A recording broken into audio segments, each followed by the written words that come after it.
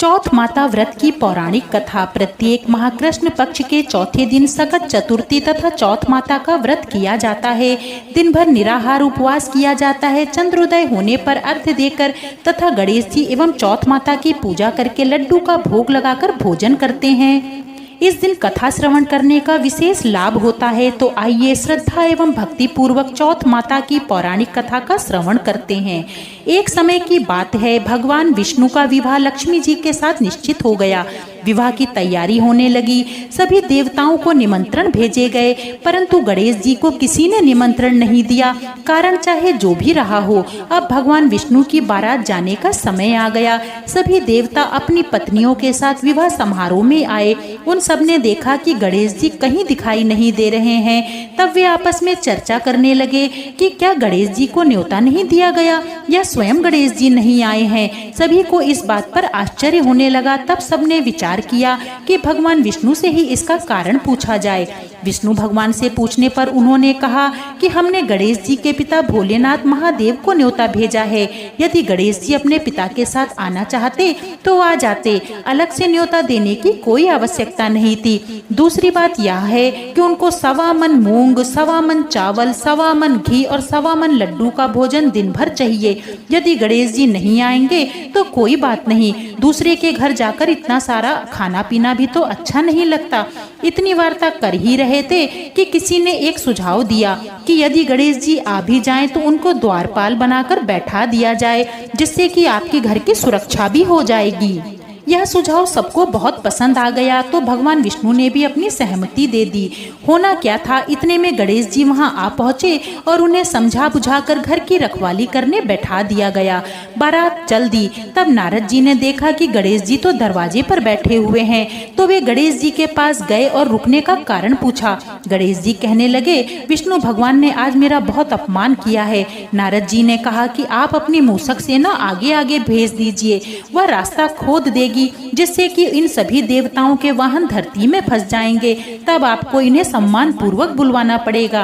अब तो गणेश जी ने अपनी मूषक सेना जल्दी से आगे भेज दी और सेना ने जमीन पोली कर दी। जब बारात वहां से निकली तो रथों के पहिए धरती में धंस गए।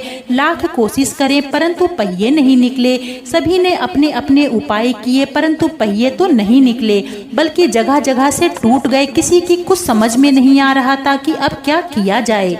तब नारद जी ने कहा, आप लोगों ने गणेश जी का अपमान करके अच्छा नहीं किया। यदि उन्हें मना कर लाया जाए तो आपका कार्य सिद्ध हो सकता है और यह संकट भी टल जाएगा। शंकर भगवान ने अपने दूत नंदी को भेजा और वे गणेश जी को लेकर आए। गणेश जी का आदर सम्मान के साथ पूजन किया गया। तब कहीं जाकर रथ के पहिए आगे निकले। अब रथ के पहिए निकल तो गए परंतु वे टूट फूट गए थे। उन्हें सुधारे कौन?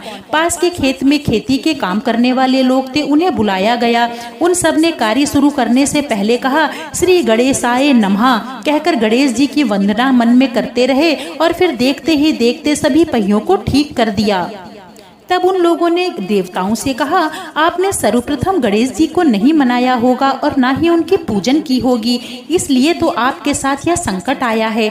हम तो मूर्ख अज्ञानी लोग हैं, फिर भी पहले गणेश जी को पूजते हैं, उनका ध्यान करते हैं। आप लोग तो देवता गण हैं, फिर आप लोग कैसे गणेश जी को पहले पूजना भूल गए? अब आप लोग भगवान श्री गणेश की जय बोलकर अपने काम को करने जाएंगे, तभी यह काम बनेगा और कोई संकट भी नहीं आएगा। ऐसा कहते ही सभी देवताओं ने भगवान गणेश की जय बोली और बारात वहां से साकुशल चल दी। विष्णु भगवान का लक्ष्मी जी के साथ विवाह संपन्न करा के सभी साकुशल घर लौट आए। हे गणेश महाराज, जैसे आपने देवताओं के कार्य सिद्ध किए वैसे ही हम सबके भी करिए। बोलिए गणेश भगवान की जय। भादवा चौथ व्रत कथा। एक साहूकार था, उसकी बहू रोज सखियों के साथ खेलने जाती थी। उसकी सहेलियां उससे पूछती, खाना खा के आई है क्या? तो वो कहती, हाँ खा के आई, रूखी सूखी खा के आई। एक दिन उसकी सास ने सुन लिया और साहूकार से कह दिया। साहूकार ने कहा, कान से सुनी बात पर भरोसा नहीं करूंगा, जिस दिन आंख से स्वयं देखूंगा जब मानूंगा। एक दिन साहूकार ने उसे ये सब कहते हुए सुन लिया। घर आने पर सास ने उसे खाना खाने बुलाया। रोज की भांति सबके साथ उसे खाना परोसा। खाना गर्म था। ससुर जी ने पूछा, बहू आज खाना कैसा था? उसने जवाब दिया, रूखा सूखा था। तब साहूकारनी ने कहा, मैं तो तुम्हें सबके साथ खाना देती हूँ, फिर ऐसा क्यों कहती हो कि रूखा सूखा है? तब बहू ने जवाब दिया, मैं जो खाती हूँ वो ससुर जी की कमाई का खाती हूँ, तो बासी ही तो हुआ ना। जब आपके बेटे की कमाई का खाऊंगी तब वह ताजा भोजन होगा। साहूकार का बेटा समझ गया और धन कमाने के लिए शहर चला गया। कई वर्ष बीत गए। एक दिन उसकी पत्नी पड़ोसन के यहाँ चूल्हे की आग लेने गई। पड़ोसन बोली, इस समय कौन आग देवे? हम सब तो व्रत करके कहानी सुन रहे हैं। उसने पूछा, किसकी कहानी सुनते हो? किसका व्रत करते हो? इससे क्या होता है? पड़ोसन ने कहा, चौथ के व्रत की कहानी करते हैं और चौथ माता का व्रत करते हैं। इसे करने से अन्न होवे, धन होवे, पुत्र होवे, पति का सुख मिले। उसी दिन से वह भी चौथ का व्रत करने लगी। उसकी सास उसे 4 समय भोजन देती थी। चौथ वाले दिन वह 1 समय का भोजन गाय को दे देती, 1 समय का ब्राह्मण की बेटी को दे देती, 1 राखुड़े में गाड़ देती और चौथे समय का भोजन चंद्रमा को अर्घ दे के खुद खा लेती थी। ऐसे ही कई वर्ष बीत गए। एक दिन चौथ विनायक आपस में बात करने लगे कि इसके पति को परदेश से बुलाना चाहिए, ये हमें बहुत मानती है, नहीं बुलाएंगे तो हमें कौन मानेगा, और फिर तो ये कलयुग है। ऐसा विचार कर साहूकार के बेटे को सपने में चौथ माता ने कहा, तुम्हें इतने दिन हो गए हैं परदेश आए, अब तुम अपने घर जाओ, तेरी स्त्री तुझे याद करती है। वह बोला, कैसे जाऊं? मेरा कारोबार इतना फैला हुआ है कि इसे जल्दी समेटना बहुत मुश्किल है। चौथ माता ने कहा, तुम चिंता मत करो, कल जाजम बिछाकर बैठ जाना, लेने वाले ले जाएंगे, देने वाले दे जाएंगे। उसने सुबह उठकर ऐसा ही किया और सारा कारोबार देखते ही देखते सलट गया। घर जाने की सारी तैयारी करी और चल पड़ा। चलते चलते बावनी उजाड़ आई। उसने देखा कि एक काला नाग अग्नि की तरफ जा रहा है। साहूकार के बेटे ने उसे छिचकार दिया। सांप को क्रोध आया। उसने कहा, पापी हत्यारे, मैं 100 वर्ष की आयु पूर्ण करके आज अग्नि में समर्पित होने जा रहा था। तूने मुझे छिछा कर यह क्या किया? मैं कई दिनों से भूखा मरता कष्ट पा रहा था। आज अपने को जलाकर अपने कष्ट दूर कर देता। अब तो मैं तुझे जरूर खाऊंगा। साहूकार का बेटा बोला, भाई खाना हो तो खा ले, पर मुझे मेरी माँ और मेरी लुगाई से मिलने हुए कई साल बीत गए। मैं घर जाकर मिल लूं, फिर तू मुझे खा लेना। तब सांप ने कहा, तुम घर जाकर लौटकर भला क्यों आओगे? साहूकार के बेटे ने कहा, तो फिर तुम मेरे पीछे पीछे आ जाओ। मैं जब सबसे मिलके रात में सोऊंगा तब तुम मुझे खा लेना। सांप ने कहा, मैं खाट पर नहीं चढ़ सकता। तो साहूकार के बेटे ने कहा, मैं मेरी लुगाई की चोटी नीचे लटका दूंगा, उसके सहारे ऊपर आ जाना। सांप मान गया और उसके पीछे पीछे चल दिया। साहूकार का बेटा घर पहुंचा तो सारे घर में आनंद छा गया, लेकिन साहूकार का बेटा बहुत उदास था। उसने ज्यादा अच्छे से किसी से बात नहीं की। घर वालों को लगा थक गया होगा। रात हो गई। ऊपर छत के कमरे में सोने चला गया।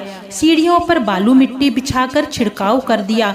दूध का कटोरा भरवा कर रख दिया। सुगंधित फूल रखवा दिए और फिर जाकर सो गया।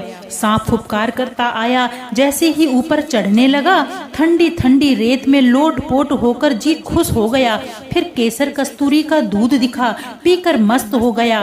फिर सुगंधित फूल सूंघे और मजा आने लगा। हर बार वो सोचता, ऐसे इंसान को मारना तो नहीं चाहिए, किंतु मैं खाऊंगा जरूर। चौथ विनायक सोचने लगे कि काल तो पास आ गया, इस बिचारी के साथ तो बहुत बुरा होगा। इतने साल इसने व्रत किया, तब जाकर के तो पति मिला और फिर वो भी सुख जा रहा है। चौथ माता ने तलवार से सांप के टुकड़े टुकड़े कर दिए, लेकिन सांप की पूंछ में जान बाकी रह गई। वह उछला और जाके साहूकार के बेटे की जूती में पड़ गया, जिससे उसके ऊपर जहर का असर कर सके। तब चींटियां आपस में बात करने लगी कि साहूकार की बहू रोज हमें आटा डालती थी, आज उसका बदला ना चुकाया तो अपने वंश का पालन कौन करेगा। यह सोचकर वह पूंछ से चिपट गई और रात रात में उसका सारा जहर चूस लिया। सुबह बेटा देर तक सोता रहा। माँ ने सोचा जाकर देख के आऊं। देखा तो सभी सीढ़ियों पर खून पड़ा है। वह रोने लग गई। उसकी रोने की आवाज से बेटे की नींद खुली। वह आया और बोला, माँ मैं तो ठीक हूँ, मेरा दुश्मन मारा गया है।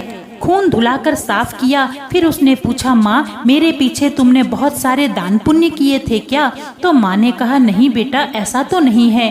तब बहू ने कहा, मैं आपके नाम से चौथ माता का व्रत करती थी। सास ने कहा, मैं तो तुझे रोज 4 समय का भोजन देती थी, फिर तूने व्रत कैसे करके किया? तब उसने कहा, चौथ वाले दिन 1 समय का गाय को देती थी, 1 समय का ब्राह्मण की बेटी को दे आती थी और 1 राखुड़े में गाड़ देती थी और चौथे समय का भोजन चंद्रमा को अर्घ दे के खुद खा लेती थी। सास ने कहा, ये कैसे मान लिया जाए? बहू ने कहा, आप जा करके खुद जांच लें। तब सास ने गाय से पूछा तो उसने सर हिलाकर हाँ कर दी। राखुड़े को खोदा तो हीरे मोती जगमगाते दिखे। सास को यकीन हो गया, सारे नगर में हल्ला फिरवा दिया। बेटे की माँ, धनी की लुगाई, भाई की बहन, सब कोई 12 चौथ का व्रत करना, 12 नहीं तो 4 और 4 नहीं तो 2 तो करना ही। हे चौथ विनायक, जैसे साहूकार के बेटे का कष्ट मिटाया वैसे सबकी काटना। कहानी कहते सुनते हुंकारा भरते, सबकी कष्ट दूर करके सबकी आस पूरी करना। हे माता रानी, सबके कष्ट दूर करो। तो बोलिए चौथ माता की जय।